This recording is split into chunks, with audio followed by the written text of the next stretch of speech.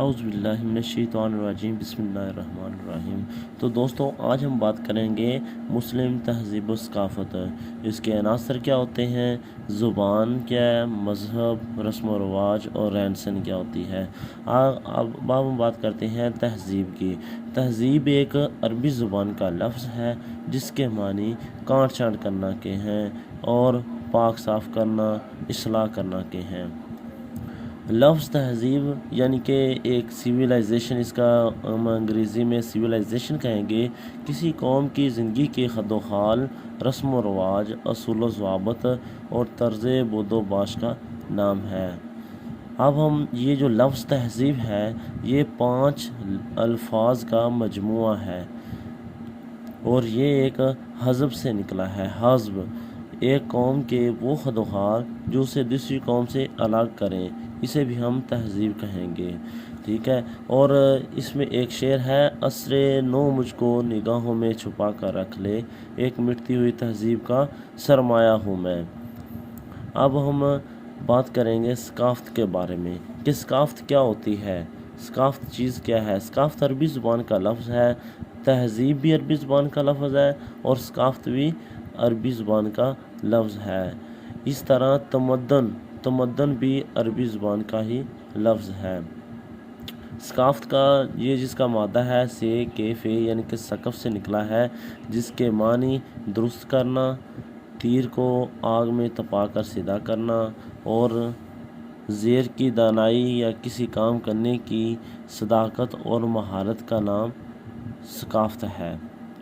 یا ہم یوں اسے کہہ سکتے ہیں کہ ثقافت انسان کی ذہنی جسمانی تربیت کا نام ہے، جس سے انسان کی ذہنی اور جسمانی تربیت ہوتی ہے، یعنی کہ ثقافت سے انسان کے ذہنی اور جسمانی جو تربیت ہے وہ ہوتی ہے۔ آگے ہم چلتے ہیں، بات کرتے ہیں کہ جامعہ اردو لغت میں ثقافت کے یہ معنی درج کیے گئے ہیں کہ انگریزی لفظ کلچر کا یہ جو ثقافت ہے اس کو نام ہے کلچر، اور اس کو اردو میں جو اس کا اردو لفظ ہے، اردو زبان میں اس کا معنی ہے تہذیب اور عقل مند، یعنی کہ تہذیب اور عقل مند اردو زبان کا اس کا معنی ہے ثقافت کا۔ اب ہم بات کرتے ہیں ثقافت بنیادی طور پر انسان کے رہن سہن اور طور طریقوں کا نام ہے۔ ہر معاشرے میں لوگ اپنے عقیدے اور رسم و رواج کے مطابق رہتے ہیں، یعنی کہ لوگ ایک دوسرے کے ساتھ مل کر رہتے ہیں۔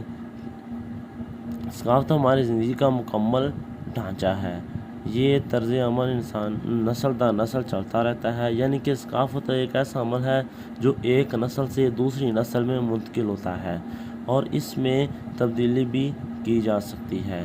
مثال کے طور پر ایک نسل میں کوئی اور ثقافت پائی جاتی ہے اور دوسری نسل میں کوئی اور ثقافت پائی جاتی ہے، یعنی کہ وہ اس کو چینج کر لیتے ہیں، تو اس میں تبدیلی بھی کی جا سکتی ہے۔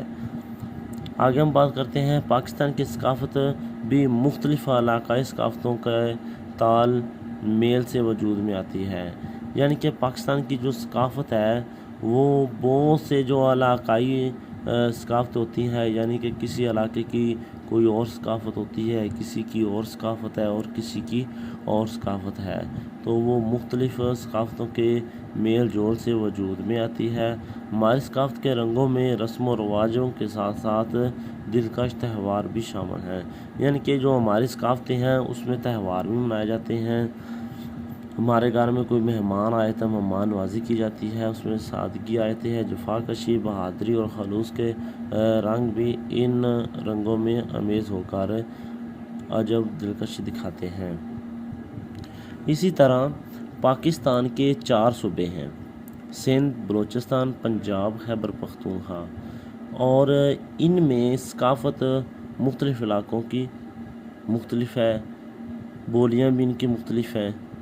تو رقبے کے لحاظ سے بلوچستان یعنی کہ اور آبادی کے لحاظ سے پنجاب، اور کسی بھی خطے کی خاص ثقافت ہو یا عام ہو اس کا جائزہ کئی پہلوؤں سے لیا جا سکتا ہے، مثلا عقیدہ، نظریات، زبان، سماجی رویے اور معاشرتی عادات، خوشی غم کے موقع پر رسموں کی ادائیگی، پہناوے اور کھانے پینے کی ترجیحات شامل ہیں۔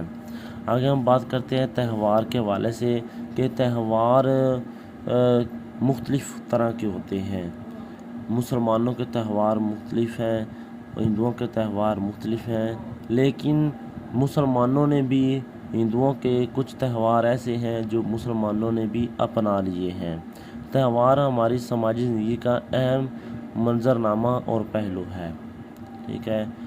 اور اسی طرح مسلمانوں کے جو تہوار ہیں ان میں عیدین آ جاتی ہے، شب برات آ جاتی ہے، شب معراج آ جاتی ہے، عید الفطر آ جاتی ہے، رمضان کا مہینہ مکمل ہونے کے بعد شوال کا چاند دیکھ کر جو منائی جاتی ہے، جسے ہم چھوٹی عید بھی کہتے ہیں۔